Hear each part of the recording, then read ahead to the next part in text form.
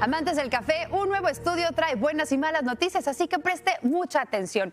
A 100 hombres y mujeres saludables los equiparon con monitores de glucosa y también con electrocardiógrafos. Luego les dieron instrucciones de beber café, unos días sí y otros días no, durante un periodo de 14 días. Y estos fueron los resultados. Mire, las personas durmieron 7.2 horas los días que evitaron el café y 6.6 horas los días que bebieron café, o sea que durmieron menos 36 minutos. Los efectos sobre la actividad física fueron bastante llamativos porque caminaron 1000 pasos adicionales los días en los que sí consumieron café.